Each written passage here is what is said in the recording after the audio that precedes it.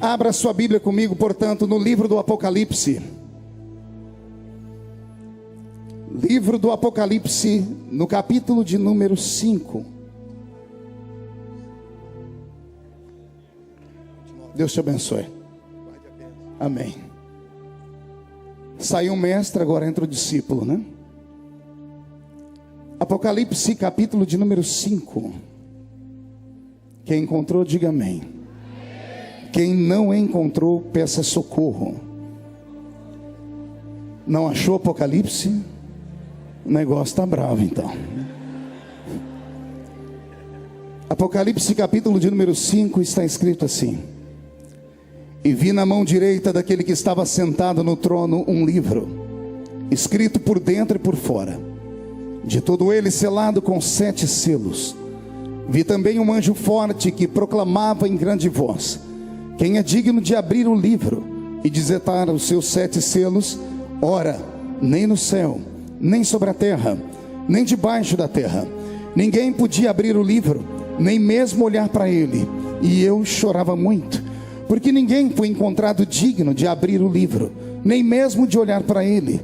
Todavia, um dos anciãos me disse: Não chores, eis aqui o leão da tribo de Judá, a raiz de Davi, que venceu para abrir o livro e os seus 7 selos.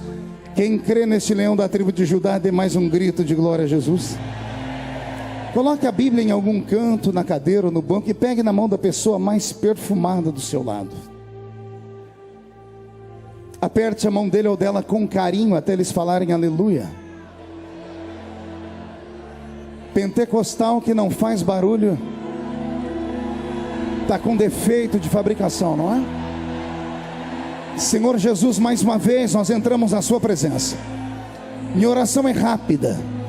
Minha oração é para que neste exato momento o Senhor cerque este ginásio com a sua glória, e num raio de 5 quilômetros onde houver um demônio alojado, eu dou a esses demônios segundos para sumirem daqui, porque se não sumirem, serão queimados pelo poder da sua glória que aqui será derramada.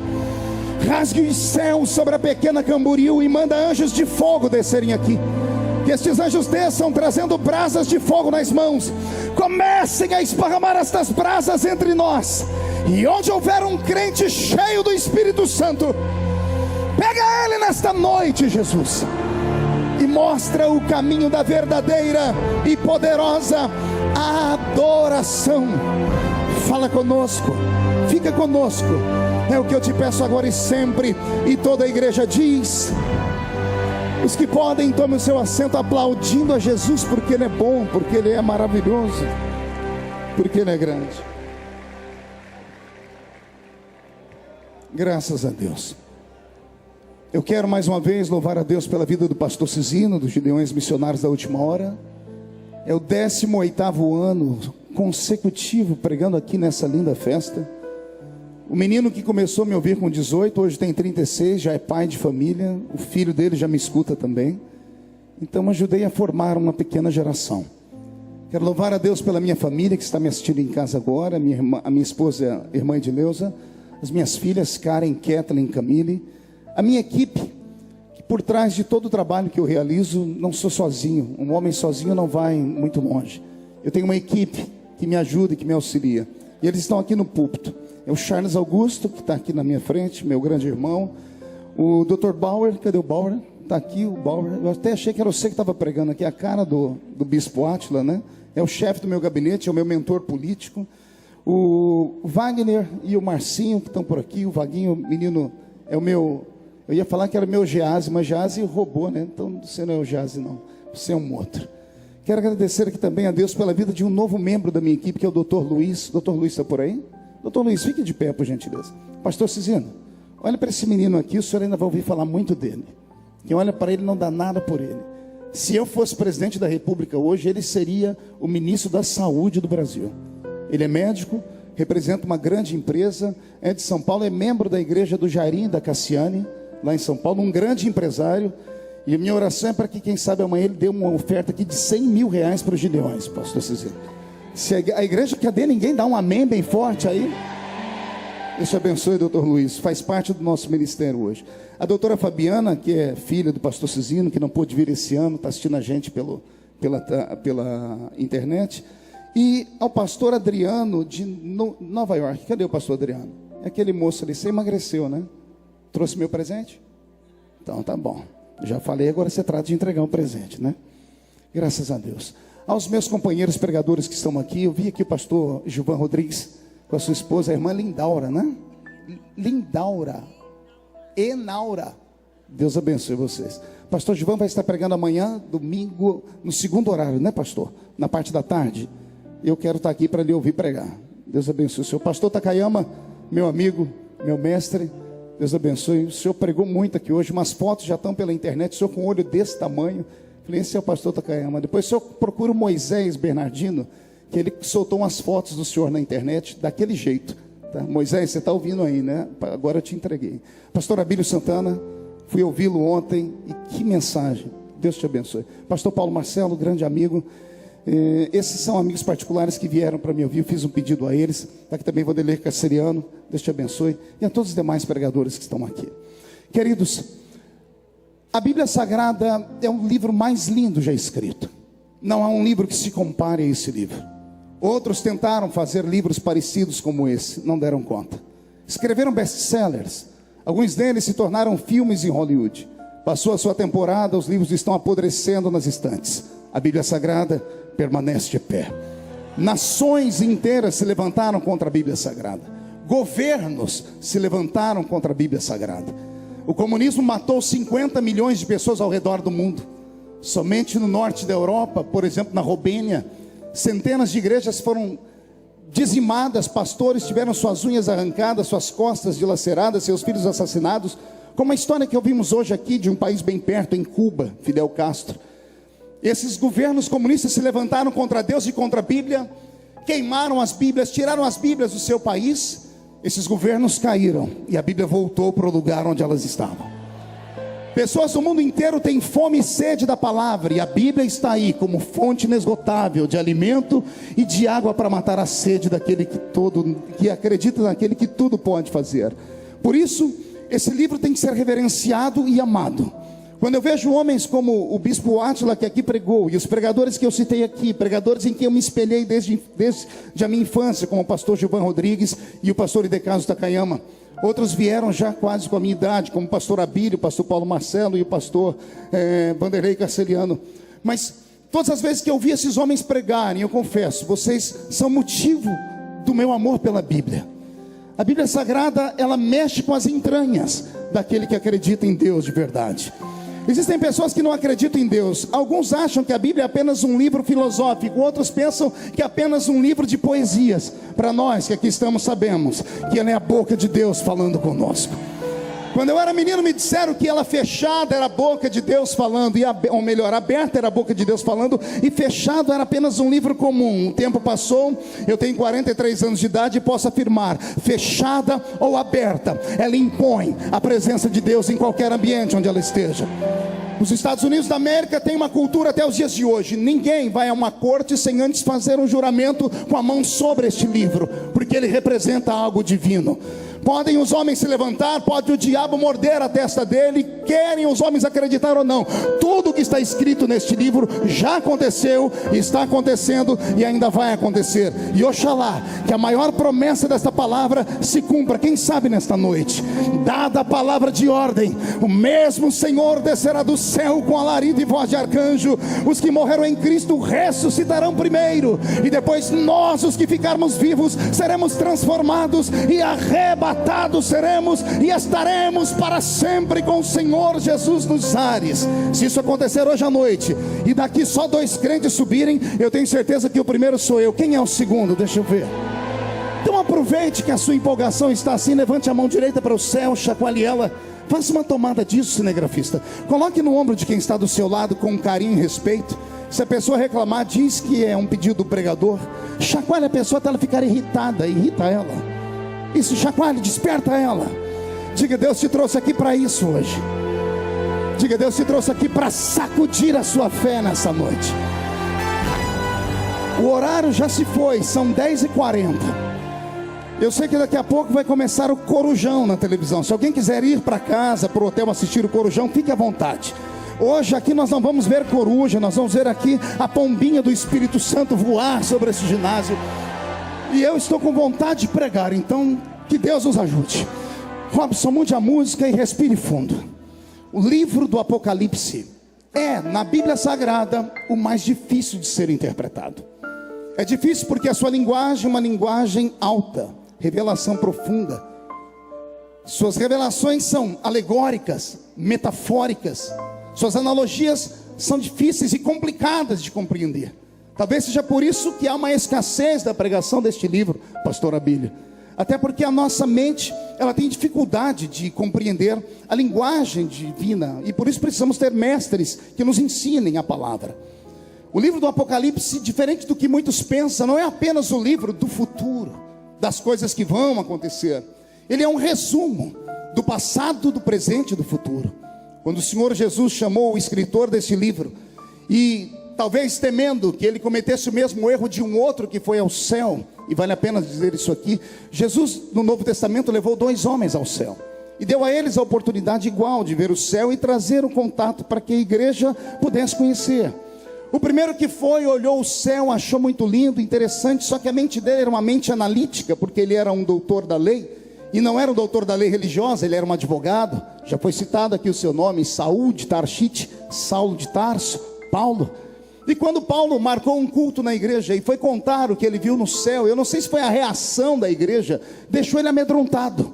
Porque quando ele foi falar do que ele viu no céu, o povo se empolgou e ele começou dizendo assim: eu conheço um homem, que se no corpo não sei, se fora dele também não sei, foi até o 3º céu e ouviu coisas inefáveis.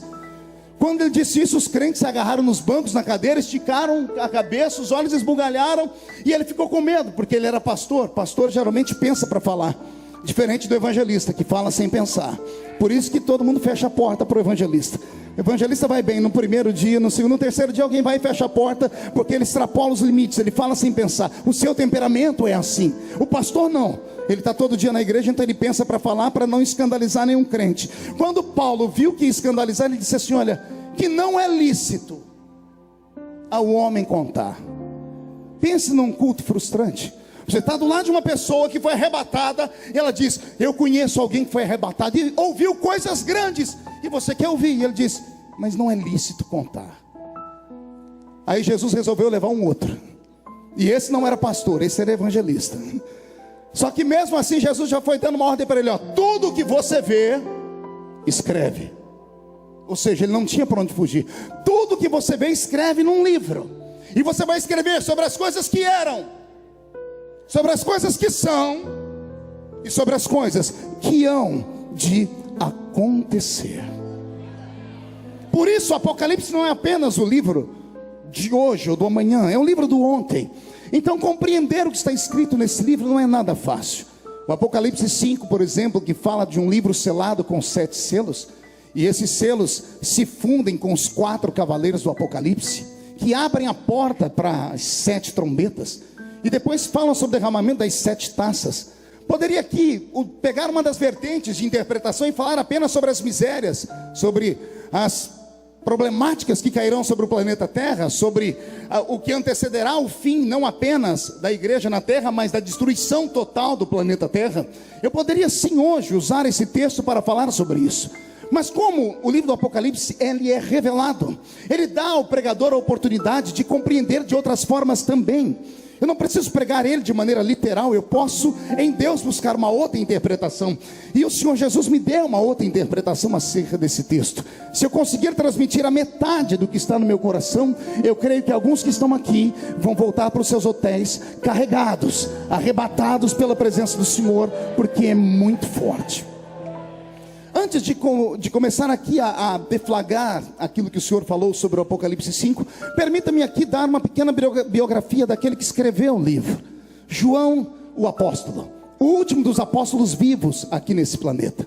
Todos os outros apóstolos tiveram uma morte truculenta e violenta. Cada um deles teve a sua vida martirizada, ceifada pelos imperadores do seu tempo. Pedro foi crucificado de cabeça para baixo, João Marcos arrastado pelas ruas de Alexandria até ter o seu corpo todo esfolado, Tiago morreu ao fio da espada, etc, etc.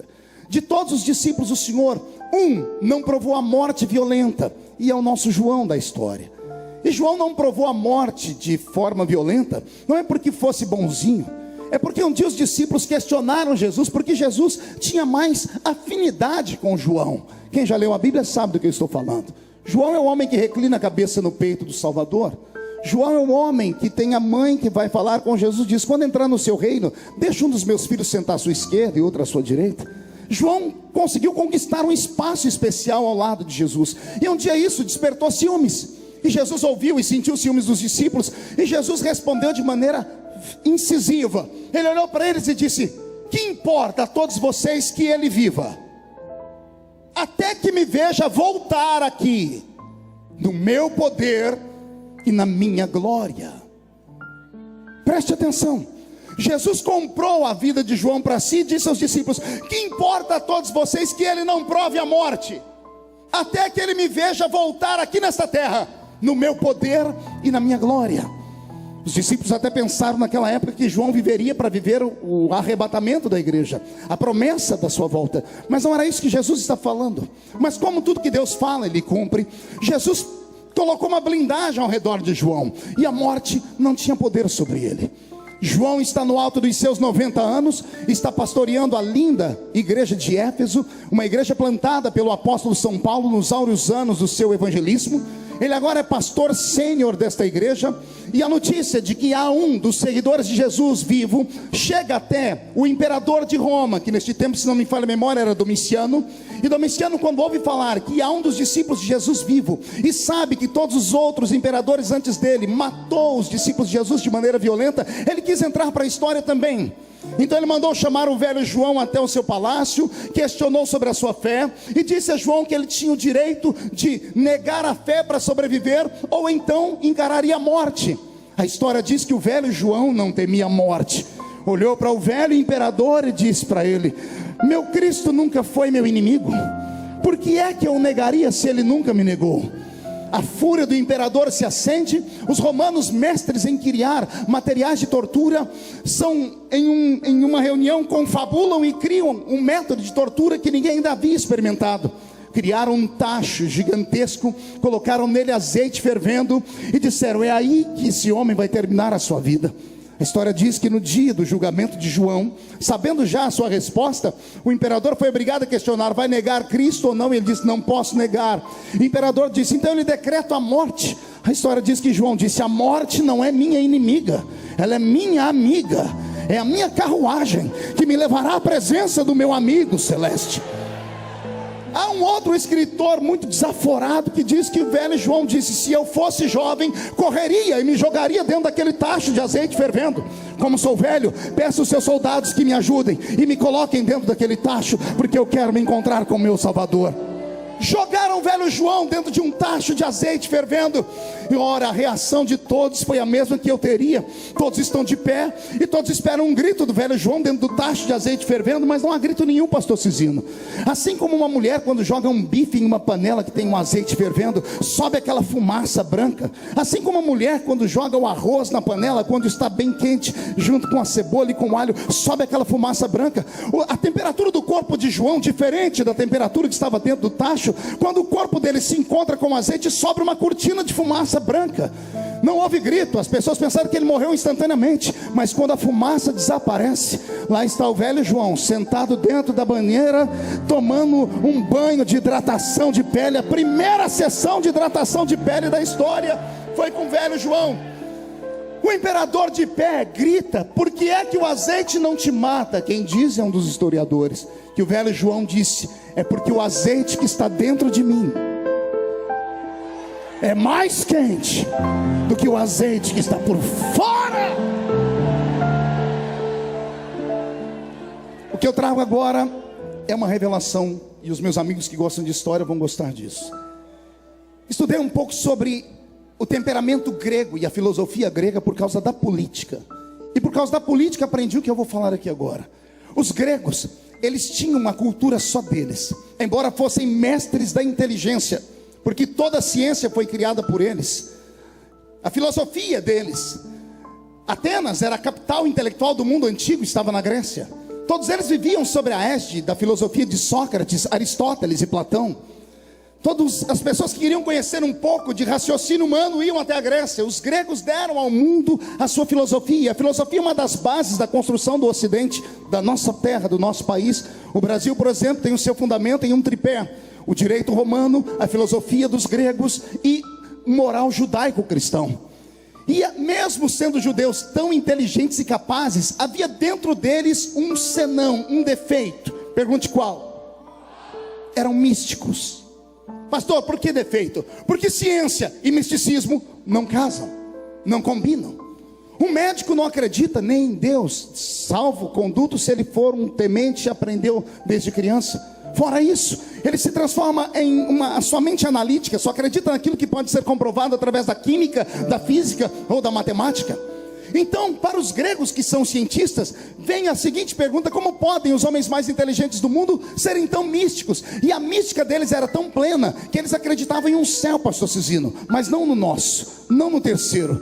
Para eles, o céu do mundo estava na Grécia, ficava no alto de um monte chamado Olimpo. E do alto do Monte Olimpo, o grande entre eles, conhecidos como o maior de todos os deuses, chamado Zeus, imperava sobre o planeta daquele tempo. Zeus tinha 2 irmãos. Um dele governava o inferno, seu nome é Hades, e o outro governava os mares, que era Poseidon. Então esse triunvirato para os gregos eram os mestres deuses. Só que os deuses gregos tinham uma fraqueza. Pergunte qual? Só falo se todo mundo perguntar. Mulheres humanas. Os deuses gregos eram safados. Eles desciam à terra, namoravam as mulheres e delas nasciam filhos. E esses filhos eram chamados de semideuses. E são desses filhos que vieram as lendas de Hércules, Teseu, Perseu e outros mais. Pastor, onde o senhor quer chegar? Aqui.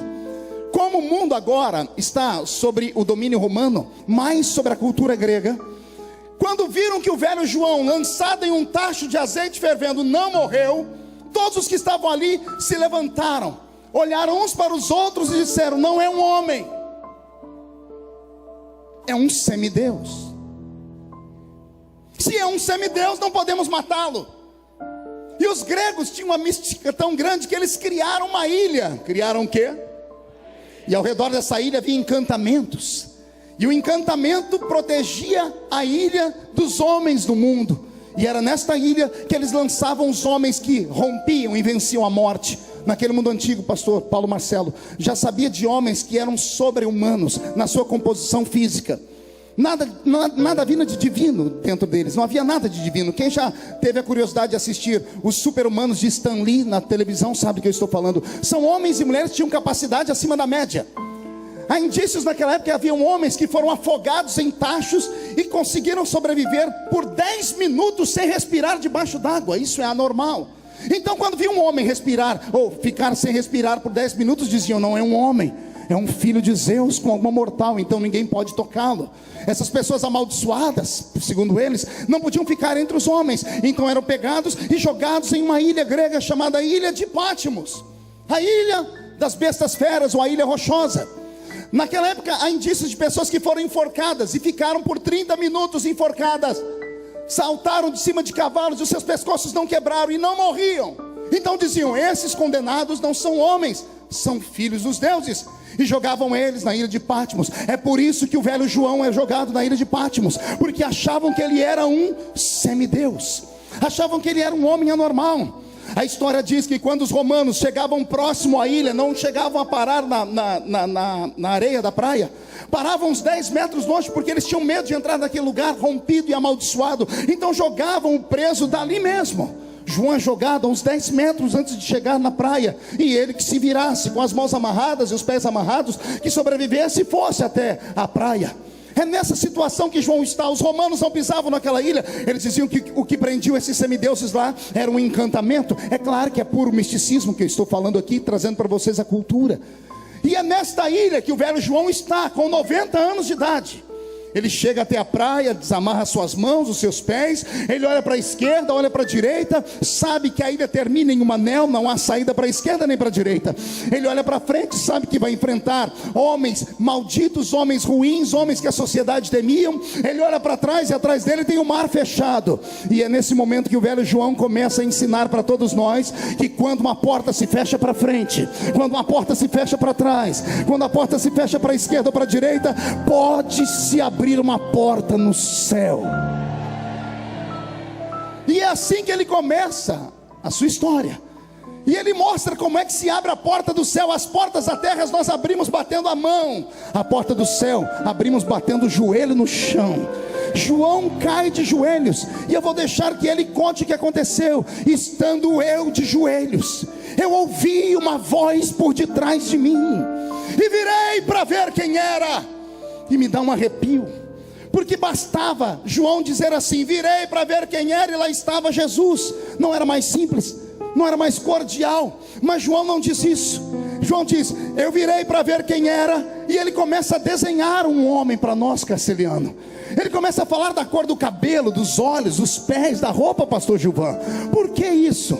João estava naquele momento com uma alegria dupla. Primeiro porque estava revendo o seu Salvador, e segundo porque ele já estava pronto agora para encarar a vida depois dos 90, ou seja, já tinha terminado tudo por aqui. Ele está vendo aquele que falou que importa que ele viva, até que me veja voltar aqui, no meu poder e na minha glória. Você entendeu? Eu vou repetir. João, quando olha para trás, ele não vê o Jesus homem. Ele não vê o Jesus que ele viu subir no alto da montanha naquele dia, sendo elevado aos céus de uma nuvem cobrir os seus pés. Faziam 60 anos. Quantos anos eu disse? Não ouvi? A última vez que João viu Jesus faziam 60 anos. João tinha 30 anos quando ele estava no solapé da montanha, e ele viu o Nazareno ressuscitado. Ele viu Jesus com seus cabelos castanhos, os seus olhos castanhos, o seu corpo quase que de 1,80 m. Ele viu as mãos furadas, ele viu o linho fabricado na terra e os pés furados também. A última vez que João viu estava em Atos capítulo 1. 60 anos depois, João está na ilha de Patmos, e ele olha para trás e ele diz: e eu virei para ver quem falava comigo, e lá estava ele. Só que agora os seus cabelos não são humanos. Os seus cabelos são brancos como a neve. Os seus olhos são como chamas de fogo. Os seus pés são como latão que saíra da fornalha. A sua roupa é um branco linho que não há na terra. Há um cinturão de ouro que traça o meio do seu peito, e da sua boca sai uma espada aguda de 2 fios que grita assim: João, sobe para cá, João. Aleluia. Como eu disse, a alegria dele é dupla. Primeiro porque ele está vendo o seu amigo, e segundo, ele sabe que não dá para viver nesta vida com mais de 90 anos, porque é só enfado e canseira. Como ele viu Jesus na sua glória e no seu poder, ele já pode morrer. Mas antes de morrer, ele ainda tinha uma missão. Pergunte qual?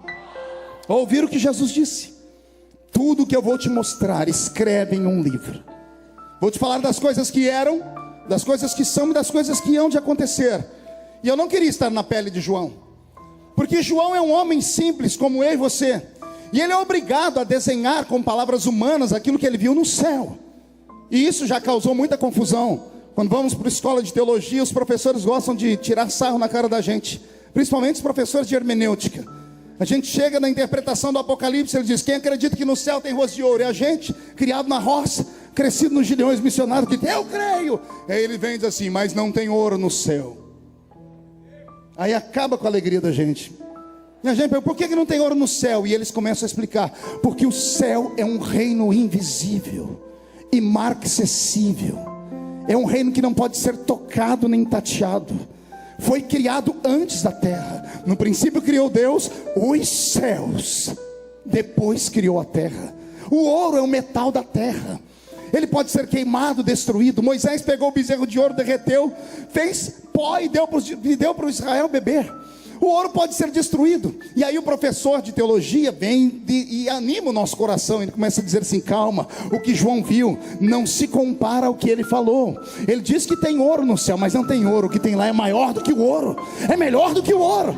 porque o ouro pode ser destruído e o céu não pode ser destruído. E aí o coração da gente se anima. Eu não queria estar na pele dele quando ele vai contar sobre como a Nova Jerusalém é cercada. Ele diz que a Nova Jerusalém tem uma muralha cercada por pedras preciosas de 12 tipos. E ele começa a falar, pastor Takayama, ele começa a dizer que lá tem o berílio, o carbúnculo, o topázio, a esmeralda, o diamante. E aí vem o professor da escola de teologia e diz: isso não existe. Por quê, professor? Porque pedras preciosas só existem na terra. E antes da pedra ser preciosa, ela é um cristal de rocha. Antes de ser um cristal de rocha, é carvão mineral. Antes de ser carvão mineral, é só terra. E antes de ser só terra, é uma massa chamada amálgama. É disso que se trata a geologia. Ou seja, são milhares de anos para que se construa uma pedra preciosa. Aí o professor diz assim para a gente: não fique triste, o que ele viu lá é muito melhor do que tem aqui na terra. Brilha verde como a esmeralda, mas é um verde muito melhor. Brilha como o ouro, mas é muito melhor do que o ouro. Quem está compreendendo a linguagem do Apocalipse? Acotovele seu irmão, diga: creia, porque é para lá que você vai. É esse João que é convidado a dar um passeio dentro do céu. E o que eu passo a falar agora, peço que prestem bastante atenção, porque a explicação só virá no final da mensagem, daqui umas 3h30 pelo menos.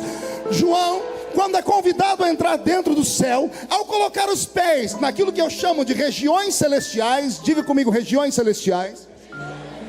Quando lemos a Bíblia falar que nas regiões celestiais habitam espíritos, pensamos que são as regiões da terra. As regiões da terra não são regiões espirituais, são regiões humanas, são regiões naturais, são regiões físicas. A região celestial que a Bíblia fala e a Bíblia Sagrada nos diz, é o lugar onde está estabelecido o terceiro céu.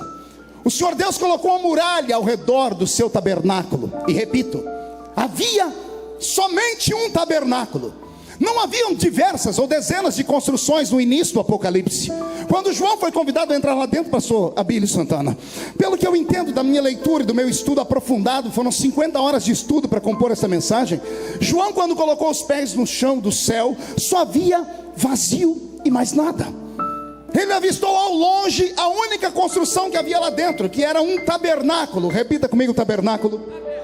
O senhor é louco, pastor? Não, é só ler a Bíblia. Hebreus capítulo 9. Assim como há um tabernáculo terrestre, reflexo do tabernáculo celeste, o que nós temos hoje em forma de igreja nada mais é do que um espelho daquilo que existe lá em cima no céu. Quando João colocou os pés naquela pairagem, não havia nada a não ser o tabernáculo divino. Não havia construções, não havia casas, não havia edifícios, não havia praça, não havia árvore, não havia nada. Só havia o tabernáculo construído. Eu disse que a explicação disso vem no final da mensagem. Então, antes de falar que eu estou pregando heresia, preste atenção. João é convidado a atravessar toda aquela região celestial, e ele sobe pelo alpendre do tabernáculo. Ao passar pelo que nós chamamos de átrio, onde estão os santos anjos que recepcionam, ele entra pelo lugar santo. Ao entrar no lugar santo, onde estão os 24 anciãos e onde estão os santos anjos que também cantam, João é convidado a observar que há uma sala fechada, e esta sala fechada nada mais é do que o santo dos santos, e é para lá que João é arrastado. É lá que João entra. Quando ele entra dentro dos santos, não há construção, não há móveis, só existe um trono, e sentado nesse trono está aquele que está aqui nesta noite. Não, você não pegou, vou falar. Sentado naquele trono está aquele que está de pé aqui entre nós esta noite. Ele está sentado no seu trono. Sob o seu joelho, ou sob a sua coxa esquerda ou direita, ele tem um livro na mão. O livro está fechado por dentro e por fora. João não está ali em corpo presente, ele está ali em espírito. E quando João está em espírito, dentro daquele ambiente sagrado, ele olha a face daquele que arde como um fogo devorador. Ele olha um outro ser de branco que entra bradando e gritando lá dentro assim: ninguém na terra, nem debaixo dela, nem em cima dela, foi encontrado digno de olhar para o livro, nem de abrir o livro e nem de ler o que está nele escrito. Quando João ouve esse ser gritando essas palavras, e eu repito que o ser disse: ninguém pode olhar, ninguém pode abrir e ninguém pode ler o que está escrito nesse livro, acontece uma coisa que nunca antes aconteceu no céu, doutor Luiz, e nunca mais vai acontecer. Alguém chora dentro do céu. Vou repetir, nunca antes ninguém chorou no céu, pastor Cizino, e depois disso ninguém nunca mais voltou a chorar no céu, porque são essas lágrimas que vão fazer um efeito na nossa história aqui. Quando aquele que está sentado no trono olhou para aquele que está caído no chão, ajoelhado em prantos, e não é um choro como aquele que você faz em casa comedido, é um clamor. Chorava muito, chorava de se sacudir, de se sacolejar. A alma dele é tomada por uma convulsão de emoções. Ele chora tanto, mas tanto, que de repente, como que num passe de mágica, uma outra porta se abre e entra um outro anjo que vem até ele e diz assim: João, não chores, não chores, João. E eu imagino João dizendo: não chorar? Como? Você mora aqui, eu sei o que está escrito naquele livro ali, daqui a pouco eu vou te contar, e eu sei o que está escrito lá. Como eu sei o que está escrito lá, se o livro não for aberto, eu vou ficar triste para o resto da vida. Eu choro sim. E o homem insiste: João, não chores. E João dizendo: mas aquele homem ali, aquele anjo disse que ninguém pode abrir o livro, nem olhar para ele, nem desatar os selos dele. E esse homem diz: João, calma, já encontramos a solução. Como assim? Olha quem vai entrar naquela porta ali, João. E quando João olha, João pergunta: quem é ele? E o anjo diz: é ele, João. Eis ali o leão da tribo de Judá, a raiz de Davi, que venceu para abrir o livro e desatar os seus 7 selos.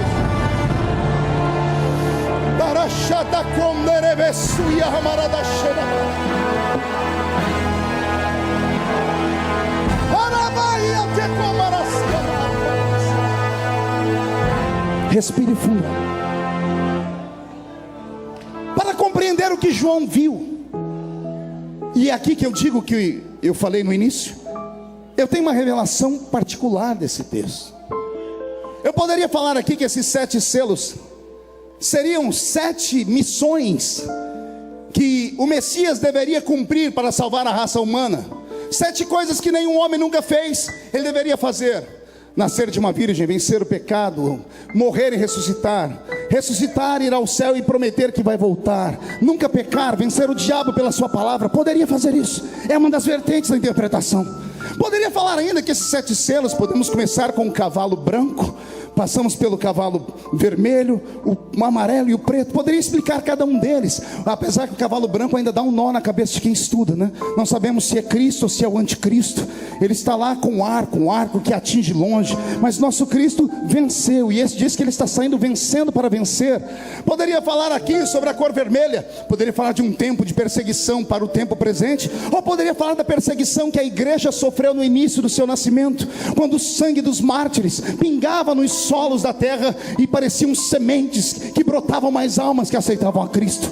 Poderia falar aqui sobre o cavalo amarelo, sobre um tempo de fome, e quem já leu o Apocalipse sabe que o cavalo amarelo, quando ele é solto, há um ser sentado sobre ele cujo nome é morte, e esse ser grita: a farinha custará tão caro que ninguém terá dinheiro para comprar, e a cevada também. Eu poderia falar sobre um tempo de fome que virá sobre a terra, ou poderia falar sobre um tempo que já veio, em que a palavra, que é o trigo do céu, foi arrancada dos crentes, do século 3º até o século 15, 12 séculos, 1200 anos. As pessoas queriam ouvir a palavra verdadeira e não tinham, queriam ouvir uma profecia e não saía, queriam ver uma cura e não acontecia. Por 12 séculos o mundo cristão quase desapareceu. De Constantino aos outros que vieram, quase dizimaram a existência da igreja de Cristo. E quando o diabo no inferno fazia festa dizendo: venci, é lá na Europa que Deus começa a levantar um grupinho de pessoas. Eu li sobre a história dos irmãos Quakers e chorei com eles. Alguém lembra da aveia Quaker aqui?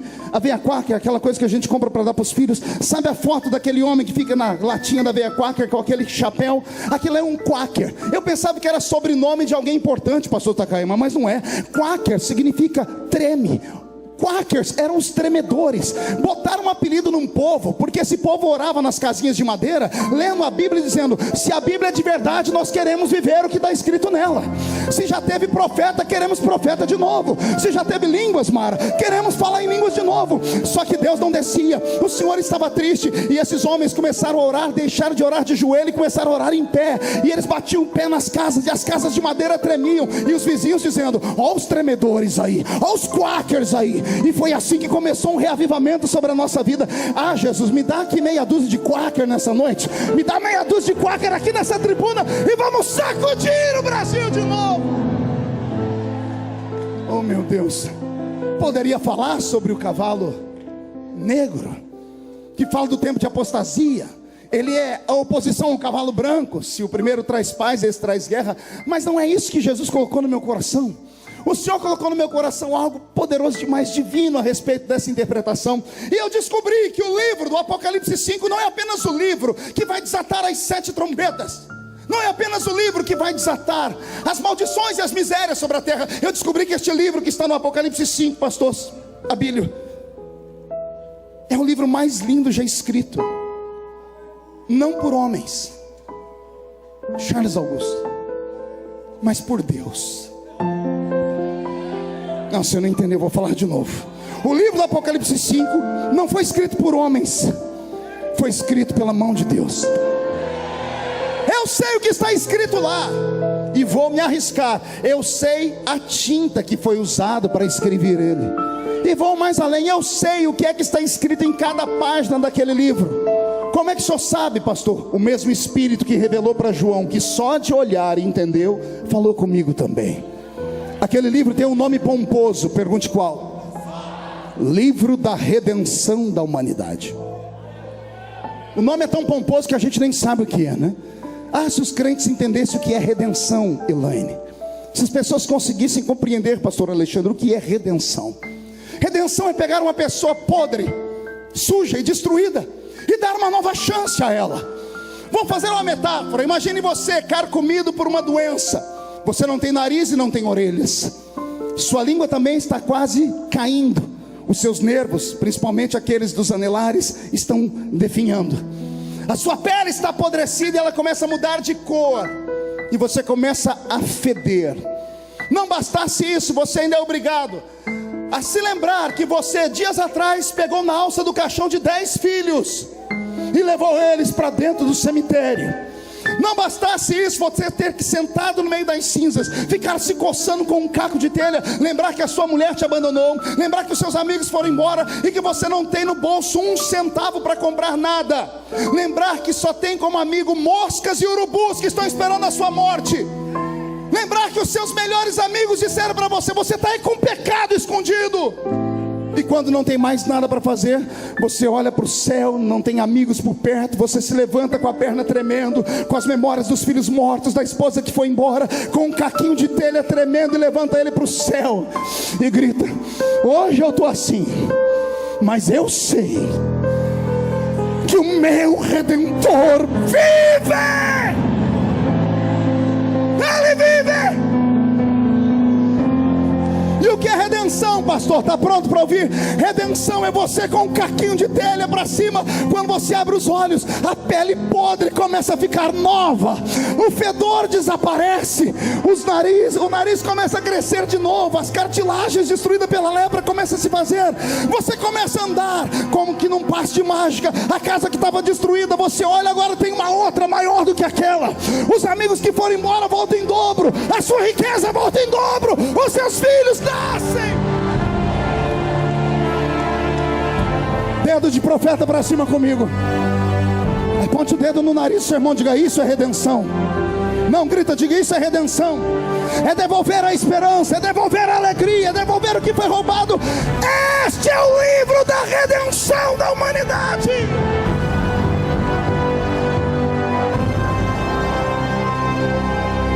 Mas eu poderia ter encurtado o caminho. Pode sentar.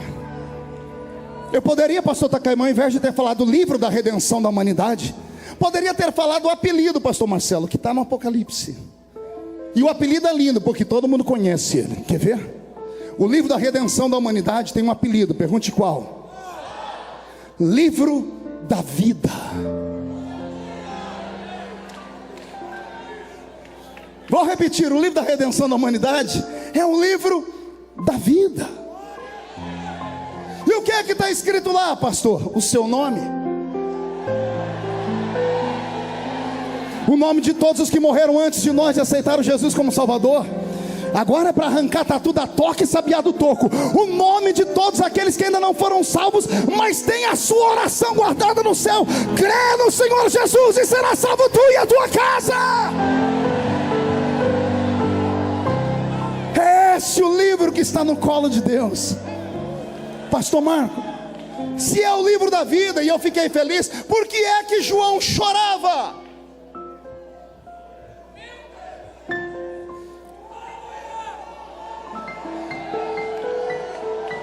João chorava porque o livro da vida não é só um livro, ele é um testamento. E o que é um testamento senão um documento que tem fé pública, lavrado por um advogado que tem poderes, recitado pela boca de pessoas que têm bens. E as pessoas que têm bens, antes de morrerem, chamam o advogado e dizem assim: coloque aí no testamento, a minha herança vai ficar para fulano de tal, a minha casa para minha esposa, a fazenda para as minhas filhas. E assim é feito um testamento. O testamento é guardado a 7 chaves em um cofre, e ele só tem validade quando aquele que atestou morre.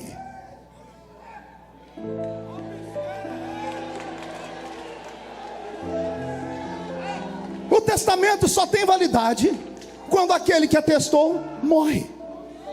O pai pode ter deixado a fábrica para o filho não pode botar um dedo nela enquanto o pai for vivo. Enquanto o pai respirar, ele pode estar lá na UTI tremendo. O filho não pode pegar nada porque é do pai. Só quando o pai morre é que o filho recebe a herança. O livro do capítulo 5 do Apocalipse é um testamento. Qual é o bem que tem lá, pastor? A vida eterna, a herança do justo, o céu.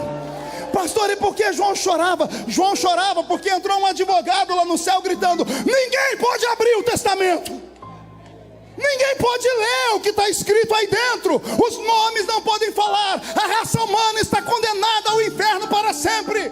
E ele disse: abusado, ninguém na terra, nem debaixo, nem em cima, pode nem olhar para esse livro. Por quê? Porque todos pecaram. E o salário do pecado? Se o salário do pecado é a morte, ninguém tem vida para dar. Ninguém pode salvar a raça humana. João, pastor Cizino, com 90 anos, entendeu isso. Quando ele viu o livro fechado e o advogado gritou: ninguém pode abrir o livro, ele chorou.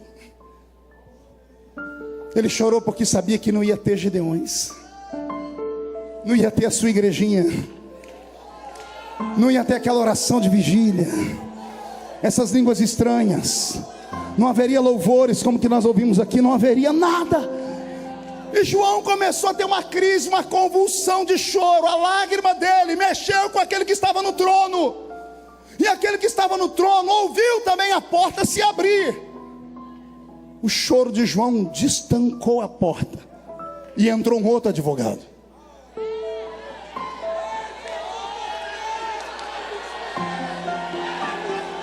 Entrou outro, pastor Cizino. Um gritou: ninguém pode abrir o testamento. O outro gritou assim: pode sim, já encontramos um. E alguém pergunta: quem é ele? Eis aí o leão da tribo de Judá, a raiz de Davi. Ele pode abrir o livro.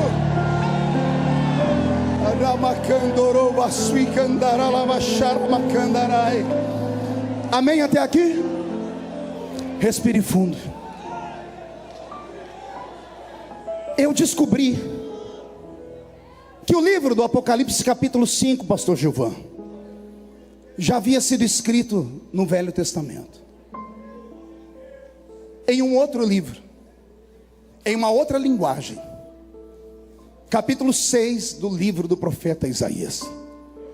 Tema de missões. Quantas vezes pregamos nesse púlpito aqui? E agora quem enviarei? E quem há de ir por nós? Ao que respondi eu: eis-me aqui, envia-me. Quantas vezes ministrei sobre esse tema em congressos missionários, e o Senhor Jesus fez uma obra linda, porque Ele respeita a nossa interpretação.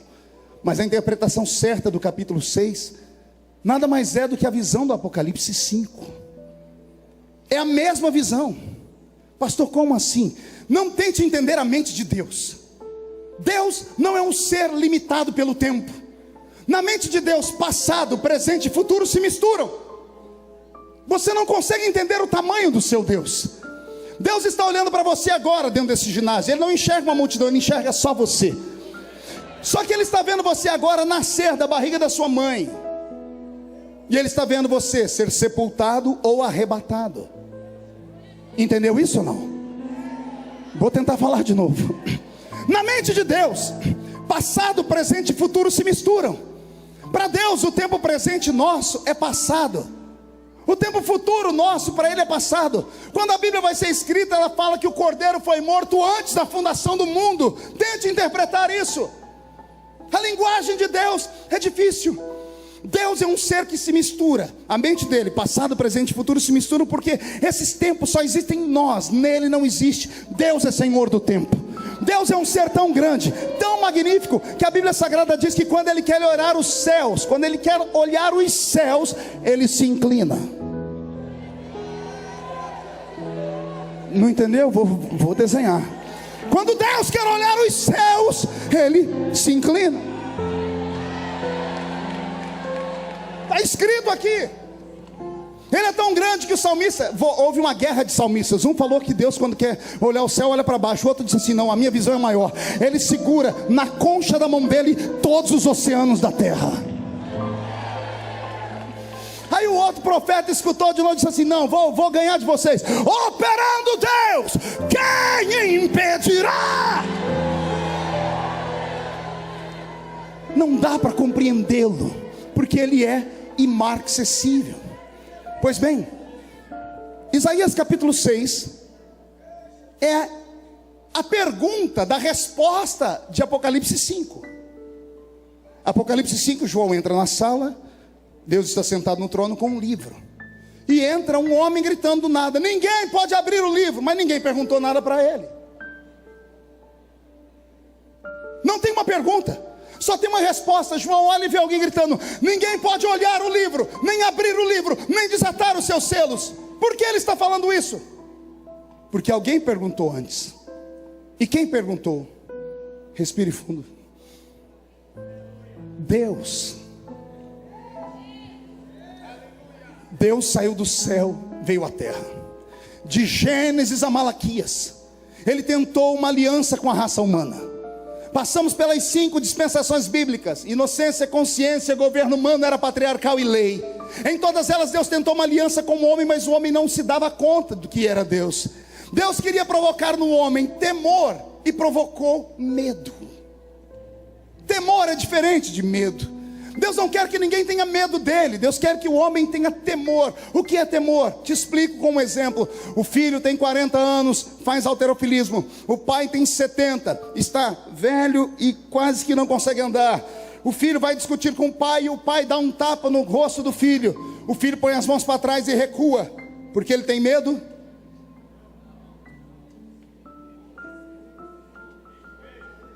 O que é que o filho tem?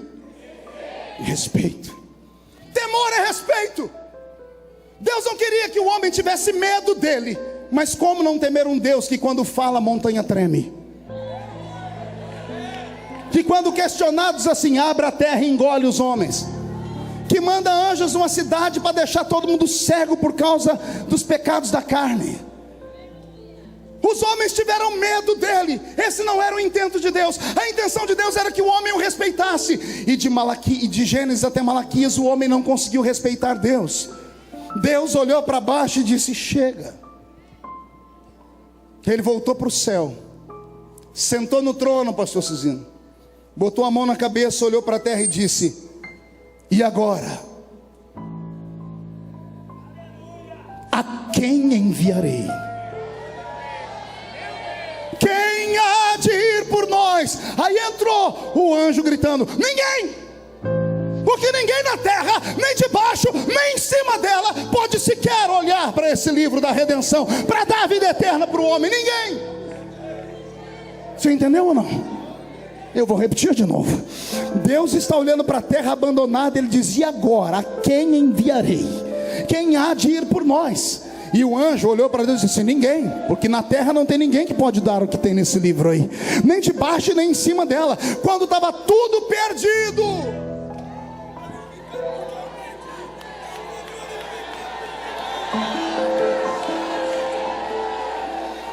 o anjo gritou e falou bonito: ninguém na terra, nem de baixo nem em cima. Como não tem ninguém na terra, no céu se levanta à direita de Deus Pai um ancião de dias, de cabelos brancos como a lã branca, seus olhos são como duas brasas de fogo, seus pés reluzem como latão que saíram da fornalha, o seu corpo é coberto com linho puro, e um cinturão de ouro traça o meio do seu peito.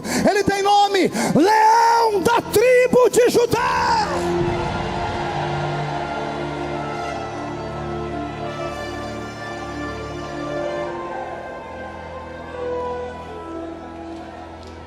Pode imaginar a cena? O filho único e amado se levanta, vê o seu pai desesperado, assiste a cena e diz: eis-me aqui, envia-me a mim. Pode imaginar o discurso que se correu, o debate, pastor Abílio. Mas meu filho, nós somos um. O que você pode fazer que eu não tenha feito? Pode imaginar o filho dizendo: papai, nós somos um. E o senhor fez certo, o senhor não errou não. A primeira impressão é que fica. Uma pessoa, quando quer conquistar outra, vai com o melhor que tem.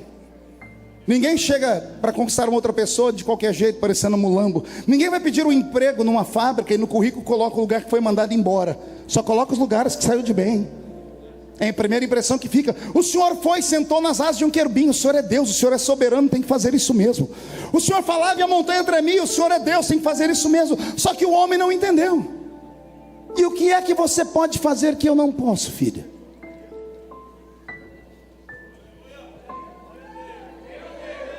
Eu posso tentar entender o homem.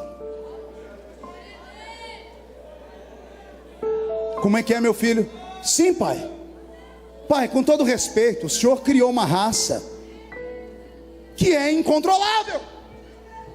A raça humana é uma raça indomável. A raça humana não é normal. Antes de fazer o homem, Deus fez os anjos. Quando deu defeito nos anjos, quando Deus quis curar os anjos, Ele consertou de uma vez. Os anjos pareciam que foram clonados. Todo mundo que vê anjo no mundo inteiro vê a mesma coisa: branco, louro, de asa comprida, é tudo igual. Quando deu problema com um e caiu a terça parte, o que sobrou, Deus foi lá e consertou a repimboca da parafuseta de todos. Deus não corre risco de ter um novo ataque no céu. Ou corre? Por que não? Porque no princípio os anjos tinham livre-arbítrio. Deus foi lá e arrancou o livre-arbítrio deles. Com todo respeito aos irmãos anjos que estão aqui, espero que nenhum deles pegue uma espada e ponha no meu pescoço. Os anjos não são como nós. Eles são desprovidos de sentimentos. Anjo não chora, Mara. Anjo não sorri, pastor Alexandre. Ele só faz aquilo que ele nasceu para fazer.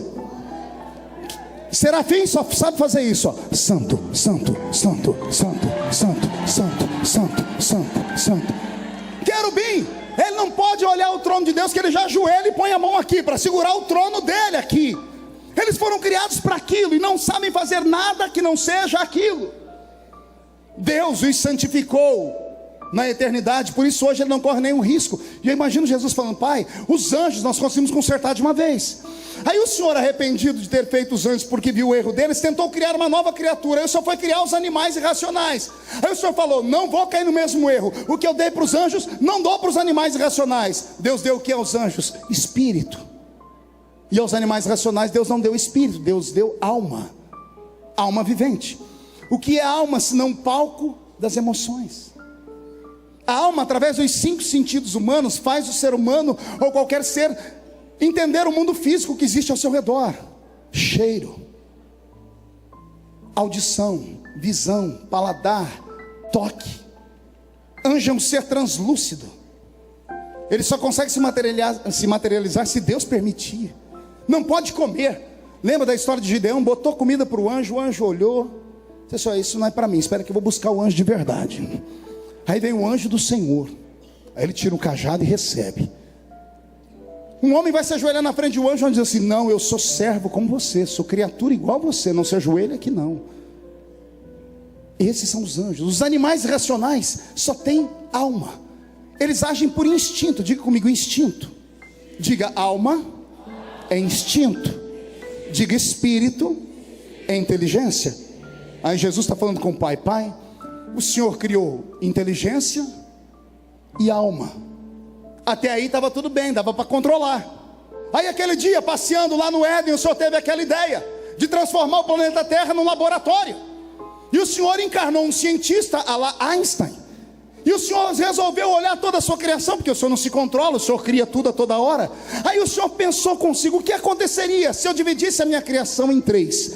Eu pegar a matéria dos anjos, está aqui, espírito. A matéria dos animais, está aqui, terra. Eu preciso de um pedaço de papel, um celular, me dê seu celular aqui. E a alma dos animais aqui, espírito, corpo e alma. Anjo só tem espírito, animal só tem corpo e alma. Aí o Senhor disse, o que aconteceria?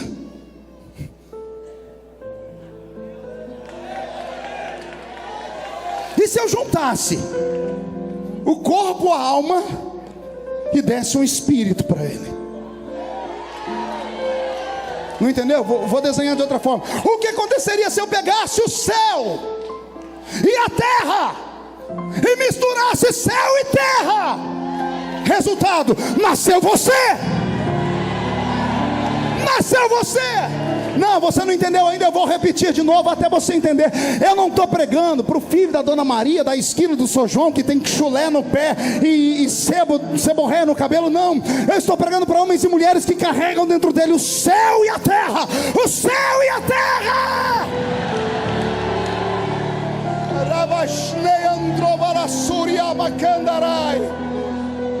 Vou te fazer entender porque o diabo te odeia. O diabo te odeia porque você é melhor do que ele. O diabo odeia a raça humana porque a raça humana é muito mais poderosa do que ele. O diabo te odeia porque ele tem ciúmes e inveja de você. O diabo te odeia porque o que Deus te deu não deu para ele. Alguém aqui já viu encruzilhada? Quem já viu encruzilhada? O que tem na encruzilhada quando o negócio é bravo? Desenha a macumba para mim, pastor Abílio. Bode, farofa de azeite dendê, vela preta, pano preto, pano vermelho, pinga, goró, cachaça. O diabo pede tudo isso. Pergunte para quê? Para sentar, ficar olhando com os olhos, lambendo com a testa. Ele não consegue pegar um grão de farinha. Ele não consegue experimentar um pedaço da carne de bode. Ele não sabe o cheiro da cachaça. Ele sabe que os homens gostam, mas ele não sente nada. O diabo te odeia porque você é melhor do que ele. Levanta essa mão direita para o céu, bate no peito e diga, sou melhor do que ele. Olha para o seu irmão, se você não acredita, diga, o problema é seu. Diga, eu sou imagem e semelhança daquele que fez os céus e a terra. E só quem é semelhança de Deus, tire o pé do chão para adorar.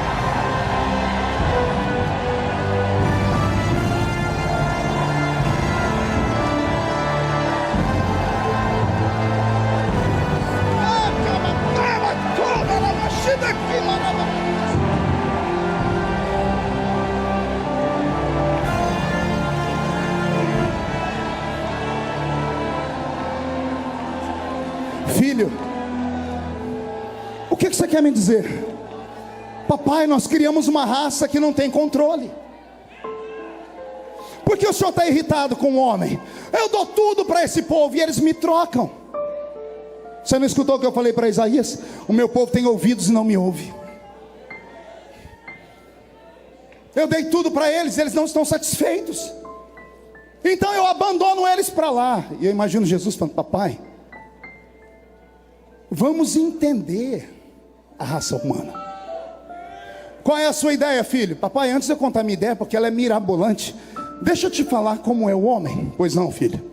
Eu imagino Jesus fazendo aparecer no céu o planeta Terra numa imagem holográfica. A Terra está girando. E Jesus toca num continente da Terra. Ele toca num continente e puxa uma imagem de uma criança. A criança tem a barriga grande, pele e osso, nariz escorrendo e desdentada. E Jesus pergunta, papai, por que essa criança chora? E o pai diz, porque ela tem fome. E Jesus pergunta, pai, o que é a fome? que é a fome? Meu filho, é um dispositivo que eu criei para controlar o homem. Papai, não é isso que eu estou perguntando, não é técnica. Eu quero saber o que é que sente uma pessoa que está com fome. Eu não sei, filha. Nós criamos a fome e nunca experimentamos ela. Por isso que ele olha para o céu e diz que o Senhor não existe. O planeta gira. Essa menina, pai, por que ela chora? Ela tem sede, filha. E o que é sede, pai? É um dispositivo que eu coloquei para limitar a vida do homem, para ele ser dependente de mim. Papai, não é técnica. O que é que sente alguém que tem sede? Não sei, filho, porque olha a mãe e o pai dela dizendo que o Senhor não existe. O planeta gira. Pai, por que aquele homem chora no leito? Porque ele foi traído, filho. Traído pela esposa. Pai, que dor é essa? A traição é um limite. Papai, não quero técnica, eu quero saber o que é que ele está sentindo. Porque ele está pedindo a morte. Ele não quer levantar mais da cama. Para ele a vida acabou, porque ele está envergonhado. O planeta gira. Pai, essa mulher por que chora? Ela chora porque o filho morreu. Que dor é essa, meu pai? A morte, filho, é um dispositivo. Pai, não quero saber técnica. O que é? O que sente alguém que perde um ente querido que morre? Porque quando meu filho morreu, eu deixei de acreditar em Deus por 2 dias. Só quem enterra um filho sabe que dor é essa. Ainda mais quando a gente é crente, a gente olha para o céu e diz: cadê o anjo? O anjo que acampa ao redor. O filho do ímpio está correndo na rua e o seu filho está dentro de um caixão. Que dor é essa? E Jesus diz: Pai, nós criamos coisas para o homem que nós nunca sentimos. Nós nunca vamos entender o homem. E qual é a sua ideia, filho? A minha ideia é ir lá também. Só que o Senhor veio por cima, nas asas de um querubim. Eu quero ir por baixo.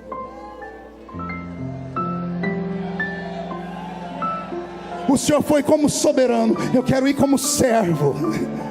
O Senhor foi como rei dos reis, eu quero ser só filho de Maria. O Senhor foi todo poderoso, eu quero entrar ali e experimentar a vida. Eu quero ser uma figura anônima. Só quando eu ficar conhecido, mas antes disso eu quero conhecer a vida normal. Eu quero saber o que é a vida, eu quero saber o que é fome, quero saber o que é sede. Quero ver se dá para encarar a fome e a sede e ainda continuar te adorando.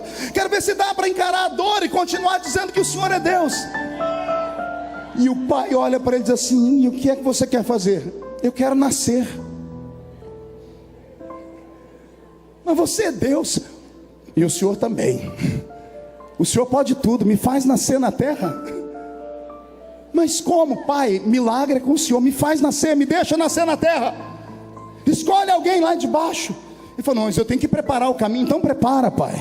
700 anos antes de Jesus nascer, Isaías começa a gritar: eis que uma virgem conceberá e dará à luz a um filho, colocarão nele o nome de Emanuel. Oh glória! O caminho começa a preparar. Chega o dia dele nascer. Imagina a despedida lá em cima, pastor Cino, o pai dando um beijo no filho, falando: filho, para onde você vai? Eu vou nascer, meu pai. Só louco para entender essas coisas. Então tá bom, então vai. Antes dele descer, desce um anjo primeiro. O anjo entra no quarto de uma menina que está dobrando a roupinha dela. De repente, a aura do anjo, a luz, joga a silhueta da sombra dela na parede. Quando ela vê a parede tremer, ela olha para trás e toma um susto. Tem um homem de branco dentro do quarto dela. Antes dela gritar qualquer coisa, o anjo se curva e diz: bendita sejas tu entre as mulheres. Quem és tu? Eu sou Gabriel. Eu assisto diante do trono de Deus. E o que você faz aqui? Tu és bendita entre todas as mulheres. Tu foste escolhida para dar a luz ao Salvador do mundo. E ela diz: mas eu sou virgem, não conheci homem. Fica tranquilo, o Pai já preparou tudo. Esta noite tu ficarás cheia do Espírito Santo. Ficarás cheia do Espírito Santo, porque o ente querido que vai nascer de ti vai salvar a humanidade inteira. E eu quero pegar um gancho aqui, que eu aprendi uma coisa aqui agora. Pergunte o quê? Crente cheio do Espírito Santo fica grávido de um milagre. Não entendeu? Vou repetir. Se ficar cheio do Espírito Santo, engravida de um milagre. Então, por favor, para de ficar me olhando com essa cara feia, parecendo que foi batizado num pote de vinagre. Fica aí me olhando com esse olho seco, parecendo olho de sapo que morreu no dia de enchente. Fica parecendo uma estátua de museu, porque isso aqui não é uma missa. Isso aqui é um culto pentecostal dos Gideões Missionários da Última Hora. Eu quero saber onde estão os crentes cheios do Espírito Santo.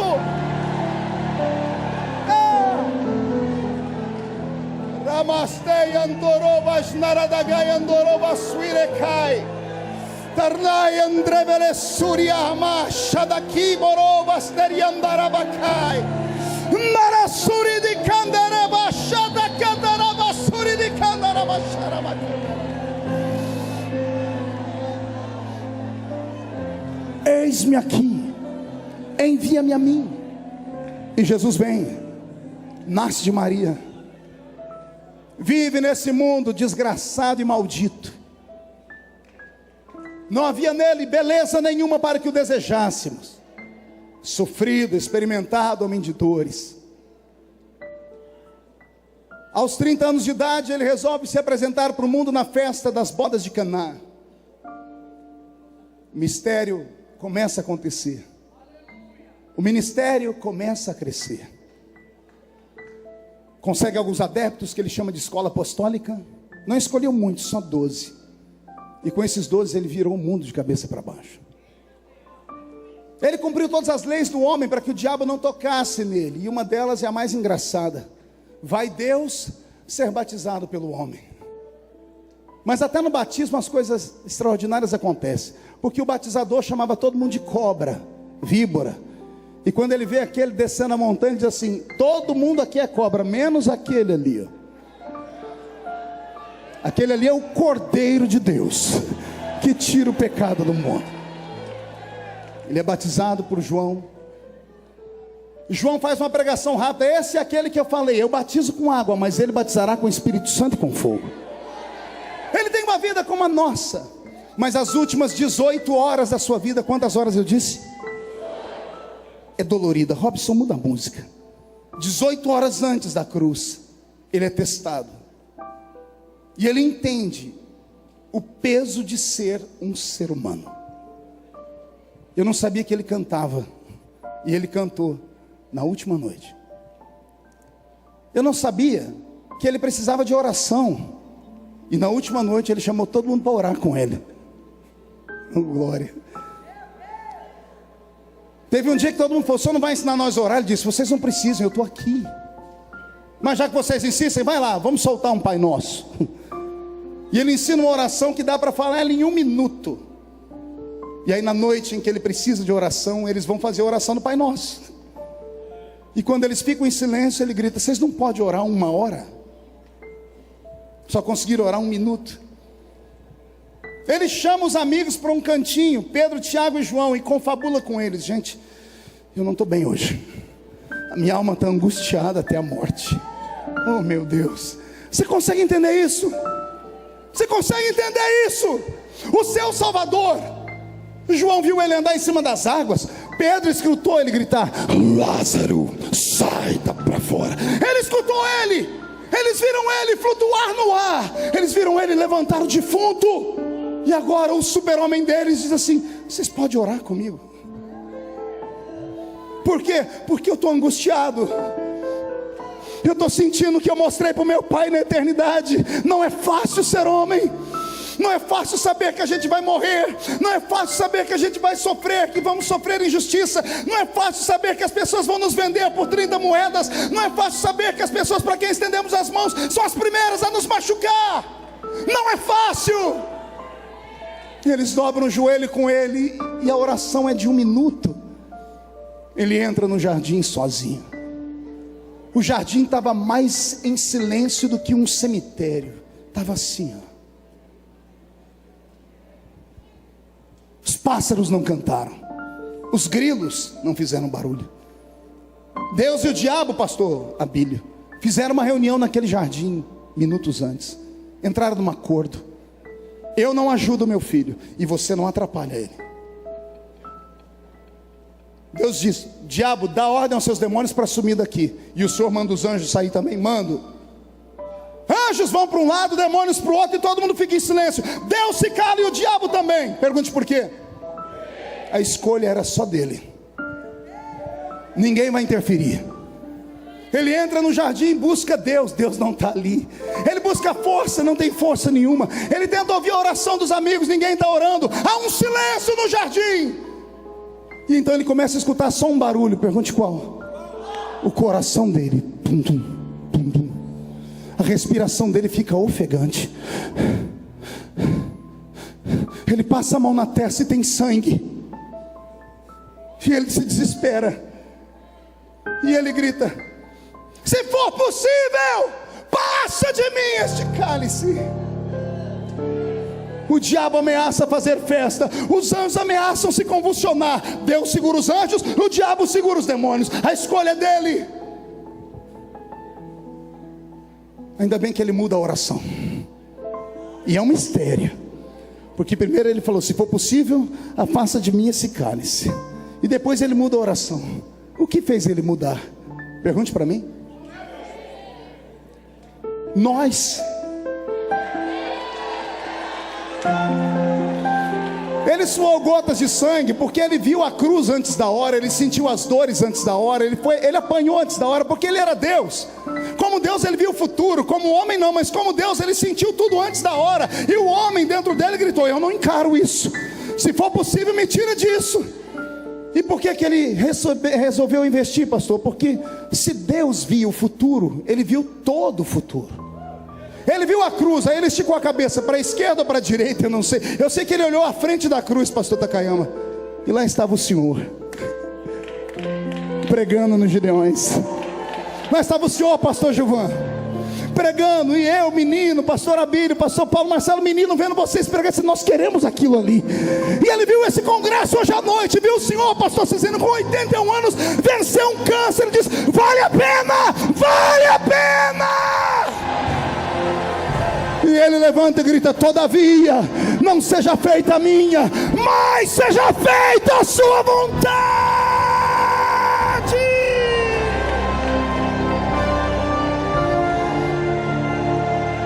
Ele se levanta, pisando forte no chão.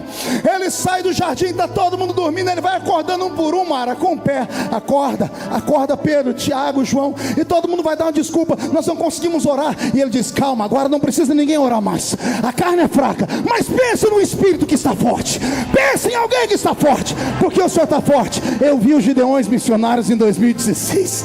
Eu vi o Abílio pregar, eu vi o Paulo pregar, eu vi o Takayama pregar, eu vi o Vanderlei pregar, eu vi o Gilvan pregar, eu vi o povo se alegrar, eu vi gente falar em línguas, eu vi gente ofertar para a obra missionária, eu vi o Cizino vivo, eu vi. Vale a pena, vale a pena. Alguém tem o nome escrito no livro da vida aqui? Toca o cotovelo, o sermão, diga para ele: reage, pelo amor de Deus.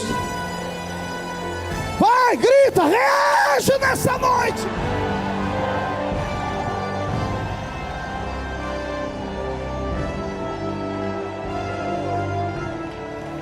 Senta aí, porque eu estou no meio da mensagem. Que bom que o Senhor me deixou para agora. Nós vamos entrar pela meia-noite aqui. Ele encarou todo mundo. Cuspiram nele, prenderam ele. Ele foi jogado na mão dos piores homens do seu tempo: Anás, Caifás, sogro e genro. 2 corruptos desgraçados. Os 2 jogaram ele na mão de Pôncio Pilatos, que com medo lavou as mãos depois, mas parou para ouvir o Nazareno. Não encontrou nada de ruim nele. Para aplacar a ira dos romanos, ou a ira dos judeus, mandou bater em Jesus. 39 chibatadas com o azorrague, 12 tiras de couro, 400 cortes no corpo. Naquela noite ele não dorme, ele desmaia. É jogado num canto, amarrado por um pano, para não morrer de hemorragia. Mais de 2 litros de sangue o seu corpo perdeu.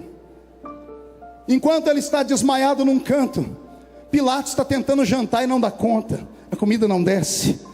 A mulher pergunta: o que você tem? Ele diz: eu vi um homem hoje que eu nunca vi ninguém igual a ele.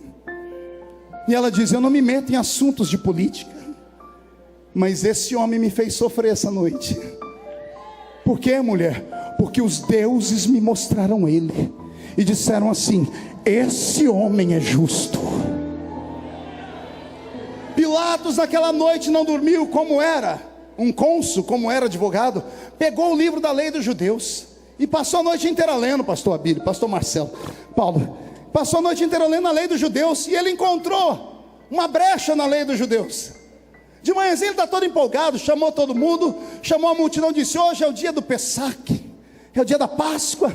E a Páscoa dos judeus, o Deus de vocês é bom, porque ele não mata todo mundo. Se tiver dois ruins, um ele solta e o outro ele mata. Então eu trouxe aqui para vocês dois homens, Jesus e Barrabás. Vocês têm o direito de escolher um para soltar no deserto. O sacerdote vai botar a mão nele, ele vai levar o pecado para o deserto, e o outro vai morrer. Quem que vocês querem que eu mate? E a multidão recomprada, não foi comprada. A moeda de Judas, ele tentou devolver. Com a mesma moeda, os sacerdotes compraram o povo na frente da casa de Pilatos.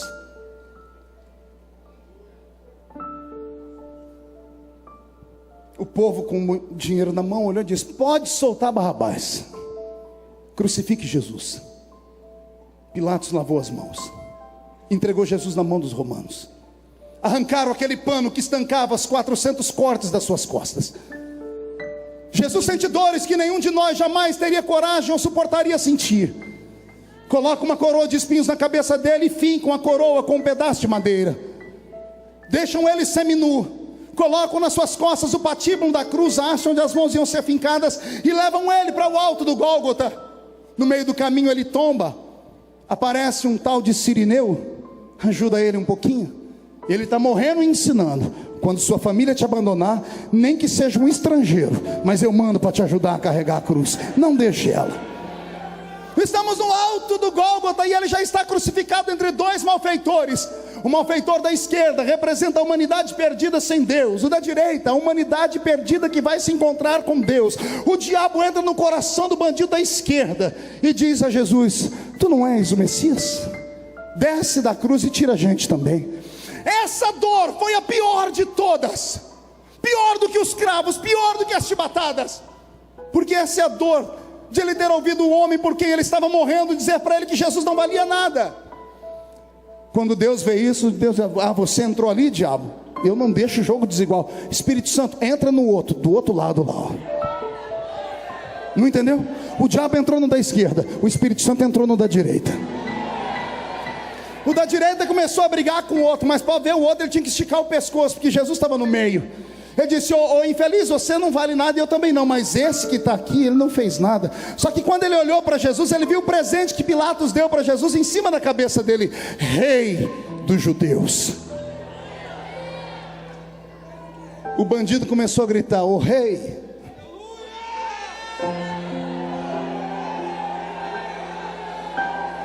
Ô rei.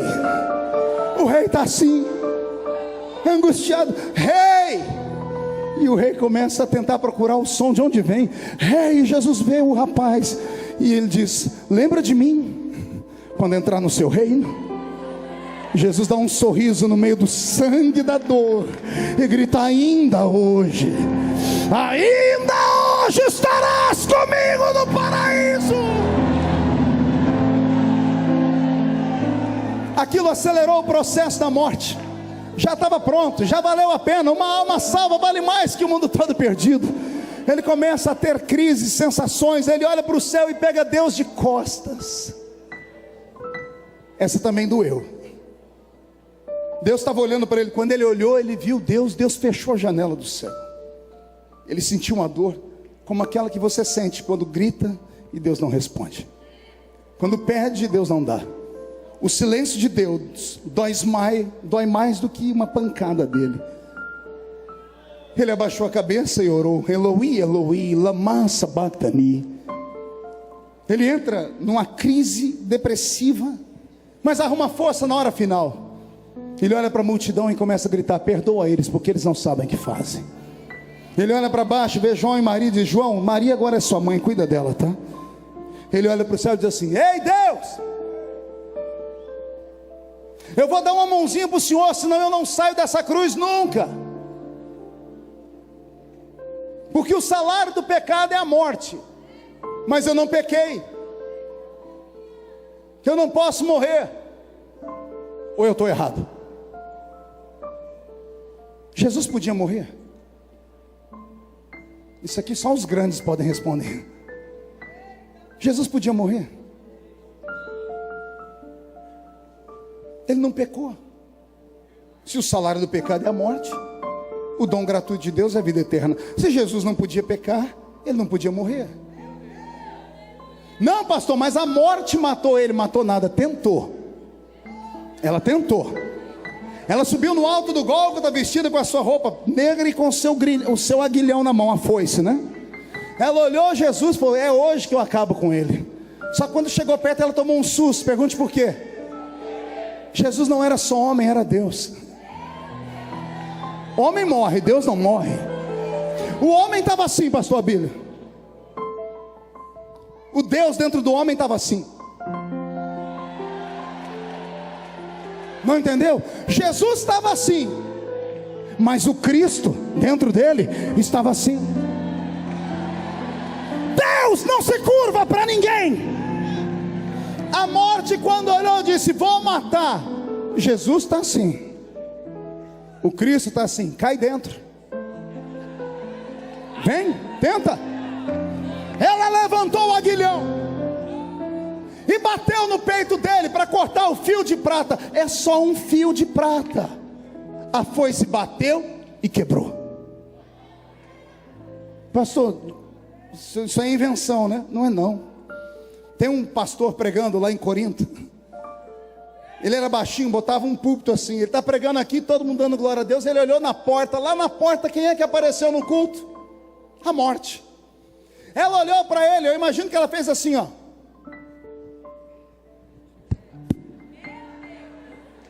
Veio uma de pastor Abílio agora. Você, depois do culto, eu te mato.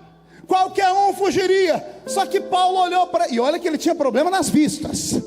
Ele falou com os irmãos de Gálatas: vocês me montando que se pudessem dariam seus olhos para mim. Ele olhou direito para encarar como o míope faz. Ao invés de ter medo, ele começou a rir. E emendou uma pregação, pastor Cisino.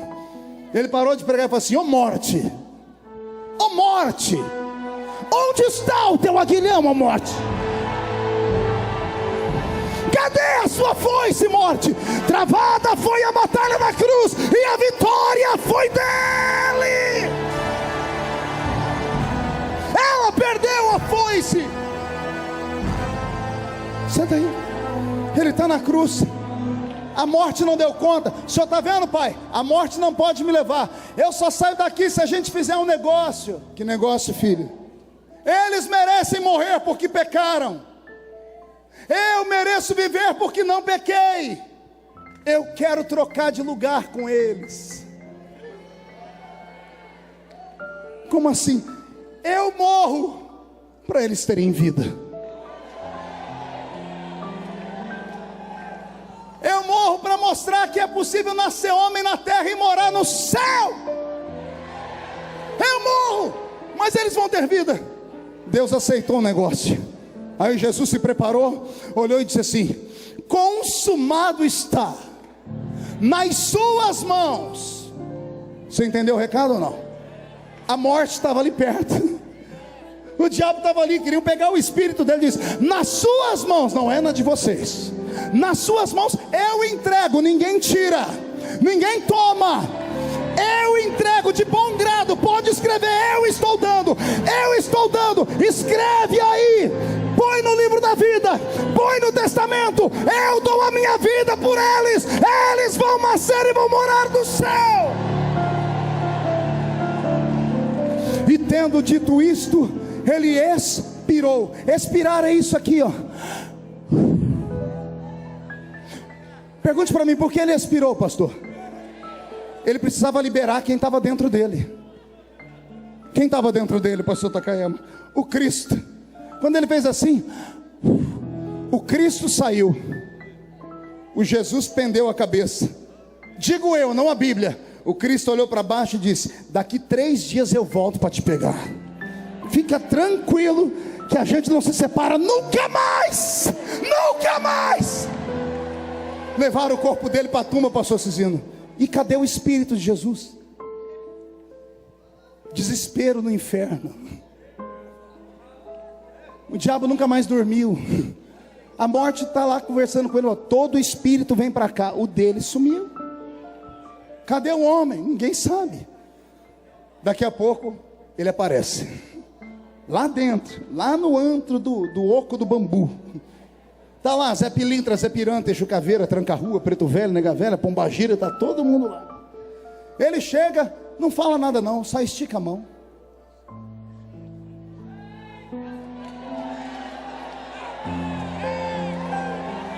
Me dê o que é meu. A chave da morte do inferno. Me dê. O diabo pega a chave da morte do inferno, dá na mão dele tremendo. Jesus cata a chave.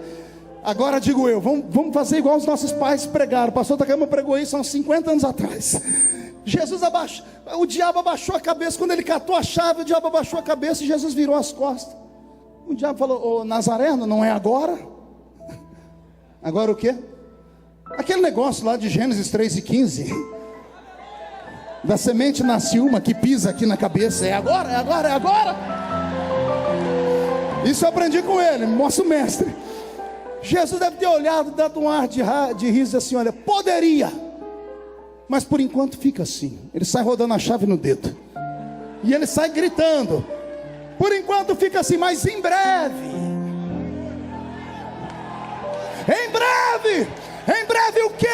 Em breve o Deus de paz esmagará Satanás debaixo dos nossos pés. Dos nossos pés.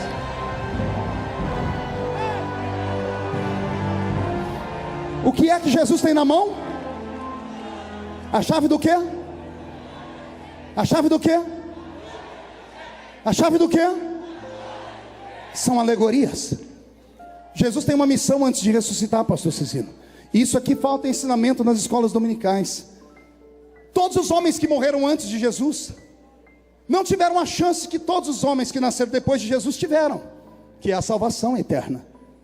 Era preciso Jesus consertar, colocar um peso nessa balança. Por isso ele tem na mão a chave da morte e do inferno. A chave da morte representa o seio de Abraão, e a chave do inferno representa o Sheol. Com a chave da morte e do inferno ele desce nas regiões mais baixas. Está escrito na palavra. E ele traz consigo um cativeiro. Jesus pregou o evangelho aos mortos. Ele entrou no Sheol e entrou no seio de Abraão e se apresentou como ele era. Os que creram nele, teve uns que acreditaram tanto que não saíram só dali, já saíram da tumba lá na terra.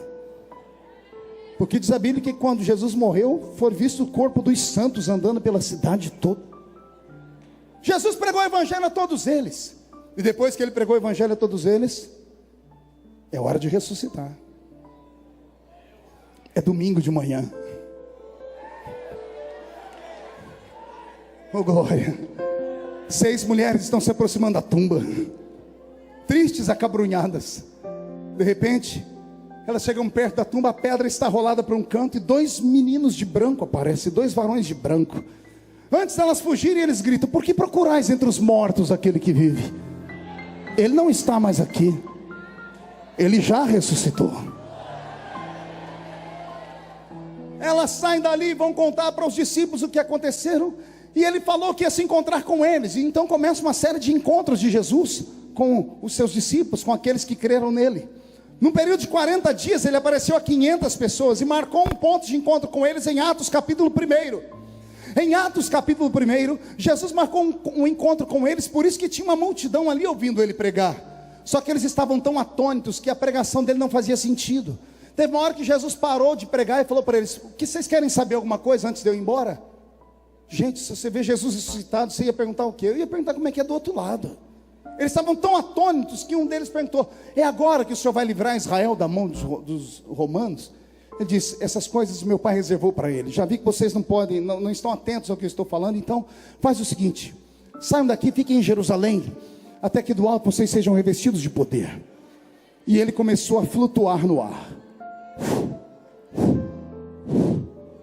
Veio uma nuvem e ocultou ele. Os anjos que estavam subindo com ele, os mesmos 2 da tumba, vieram para escoltar ele. Quando eles olharam para baixo, viu todo mundo em estado catatônico, os anjos resolveram voltar para acordar os homens. Tocou no ombro deles e disse: varões galileus, por que estáis olhando para o céu? Do jeito que ele foi, qualquer dia desses, ele vai voltar.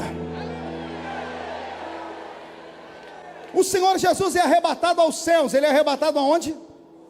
Temos um problema, pergunte qual. Ele arrastou para o céu o corpo dele, de carne e osso, sem sangue.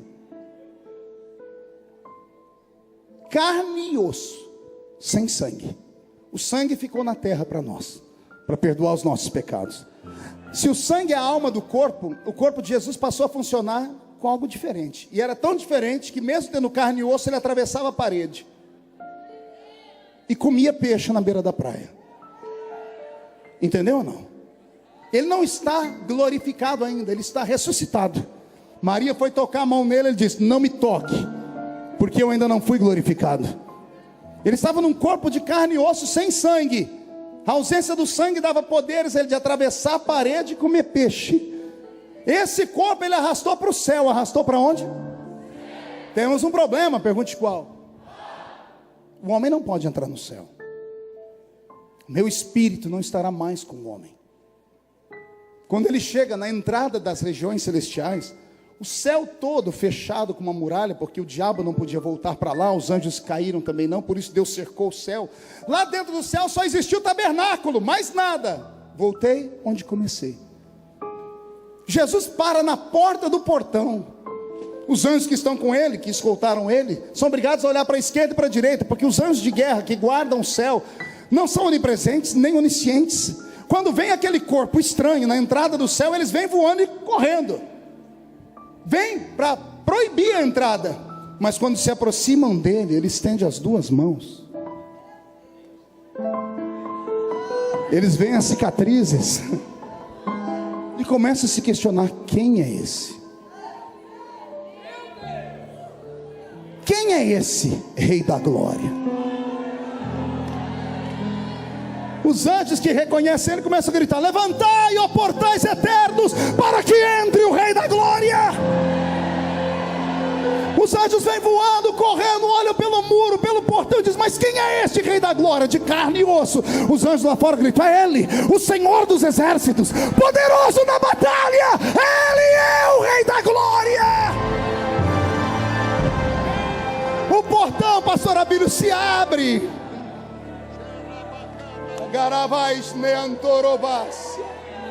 O portão se abre. Respira fundo. Um homem nascido de mulher pisa com os pés de carne no céu. Quando Jesus pisa no céu, o céu inteiro treme. E ele grita: é possível nascer homem na terra e vir morar no céu. É possível. Estou com meu corpo todo arrepiado. Agora que ele já cumpriu a lei, respira fundo aí. Coisa de filme. O corpo humano dele flutua. O corpo humano dele cresce. Os cabelos castanhos vão ficando branco da raiz para trás. Os olhos castanhos vão tomando cor de fogo. Os pés furados vão dando lugar para um latão que saiu da fornalha. A roupa da terra é transformada em linho do céu. Um cinturão de ouro traça o peito dele. Abre a boca e grita: o rei voltou. O rei está de volta.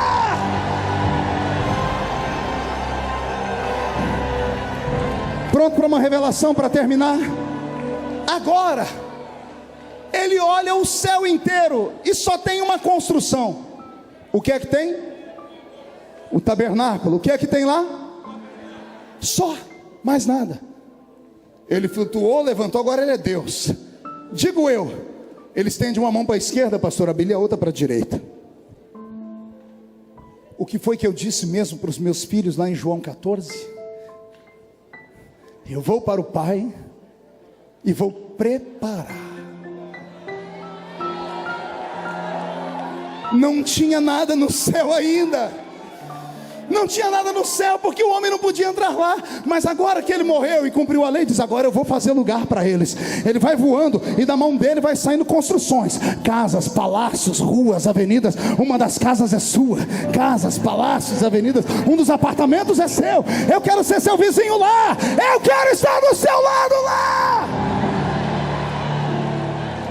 Agora, Alexandre, que ele faz o céu inteiro, no meio do céu ele resolve botar uma praça. E ele resolve colocar, cercando a praça, um rio. Só que esse rio não tem peixe. E eu falei: que sentido tem um rio não ter peixe?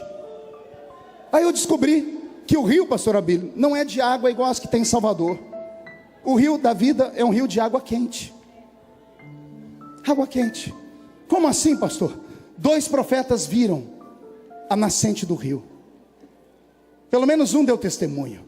Ele disse: eu vi o rio que saía debaixo do trono de Deus. Ezequiel 47. O rio nasce debaixo do trono, Mara, e por onde ele passa, o que está morto ressuscita. Só que um outro profeta olhou o mesmo trono e disse assim: eu vi debaixo do trono um monte de brasa de fogo. Pegou aí? Não. O que é que tem debaixo do trono? Brasas de fogo. E o rio nasce aonde? Não ouviu? O rio nasce aonde? Nasce debaixo do trono. E o que tem debaixo do trono?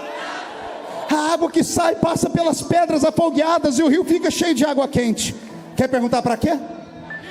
Pergunte para o seu pai, para o seu avô. Quando eles foram no médico, o médico disse: olha, para sarar as feridas da velhice, vá lá em Caldas Novas, toma um banho de água quente, porque fortalece os nervos, cura as feridas, cicatriza. O rio da vida é um rio onde nós vamos curar as cicatrizes deixadas pela vida, as pancadas, as perseguições, as traições, os amigos que nos machucaram. Deus vai curar dos seus lombos todas as suas feridas. Deus curará os seus pés. Ele plantou naquele jardim uma árvore que dá 12 frutos por ano, um fruto por mês. As suas folhas são saúde para todas as nações. E agora que está tudo criado, respire fundo. Ele vê o tabernáculo. Os 2 anjos estão com ele. Ele flutua e passa pelo alpendre. Ele passa pelo átrio. Quando ele chega no lugar santo, o anjo vai abrir a porta. Um abre a porta e o outro, quando olha lá dentro, vê um homem chorando.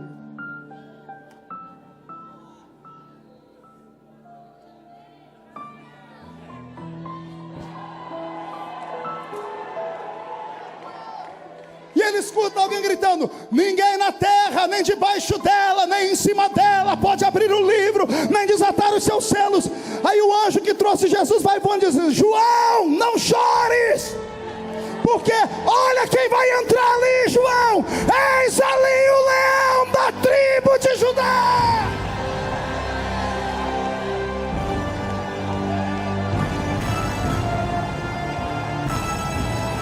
Pastor Elaine de Jesus, quero um terremoto aqui agora. Pegue na mão de quem está do seu lado, me diga se o seu nome está escrito no livro da vida. Se o seu nome está escrito no livro da vida, aperte a mão desta pessoa que está do seu lado. Grita com ele, diga: reage. O diabo não pode te tomar, o diabo não pode te tirar, o diabo não pode te destruir. Você vai morar no céu, vai morar no céu, vai morar no céu, vai morar no céu.